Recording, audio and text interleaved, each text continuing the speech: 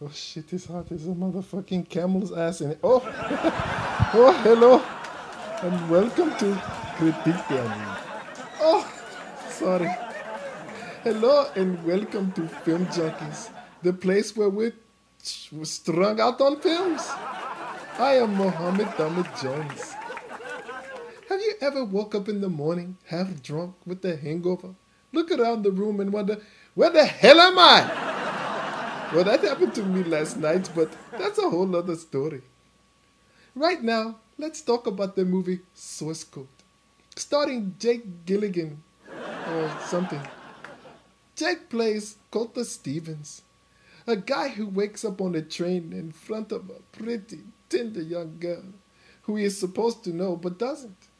He finds his way to the bathroom only to discover that he does not see himself but another person in the mirror.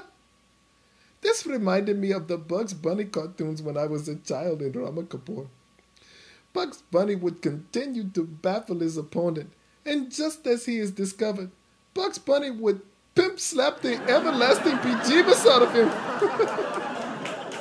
Well, Colt did not have this luxury, because little does he know, but in 6 minutes, he gets to explode on the scene in the real sense of the word. So, he blows up, and then he is transported back to a place where he is told that he is on a mission. He is hooked into this thing called the source code. It will allow the user to go back 8 minutes into someone's life. I was thinking maybe Hugh Hefner, you hooked me into his last 8 minutes. My luck it would be when they were changing his colostomy bag. Cult is in the body of mind of some guy who sits on a train every day across from a hot, tender broad, but is too chicken shit to ask her out for a drink.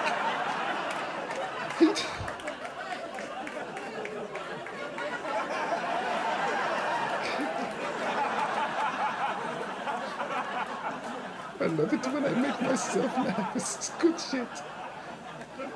Cult is in the body of or the mind of some guy who sits on a train every day across from a hot, tender young female, but is too chicken shit to ask her out for a drink. He must use this fellow to find the person who planted the bomb before there can be another bomb that would destroy more of the infidels. Oops, that just slipped out. He goes around the train assaulting and harassing people over and over again, each time attempting to figure out who is the culprit. Some of it was quite funny. Other times it ticked me off. You get it? Tick bomb? I am so funny it is outrageous. Now the whole time he is experiencing this last 8 minutes over and over again, he has been given bits of information as to how the whole source code situation works. Sort of like your job does to you when they give you a time-sensitive product and say, here, read this and good luck. Well, for the sake of the other infidels, they hope that Colt gets by with flying colors, as they say. Now, Source Code is a good movie. It really is. It has a good premise and it moves along at a decent speed. Not too much bogging down. The over and over begins to get to you near the end, but it's bearable. The one thing that I did notice is that it didn't have that adrenaline rush kind of excitement to it. It was calculated and subdued. Maybe because it did not matter what the hell he did. Those people were already barbecued before lunchtime began.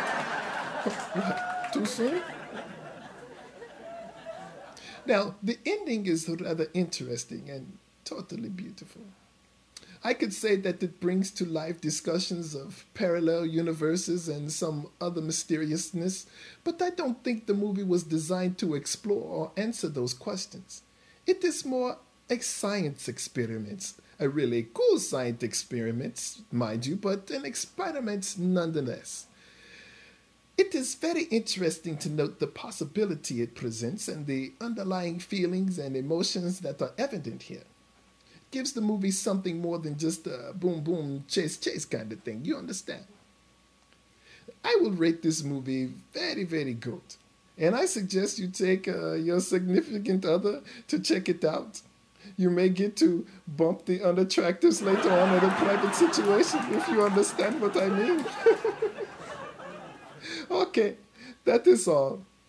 Thank you again for joining us at Film Junkies. Have a wonderful day, everyone.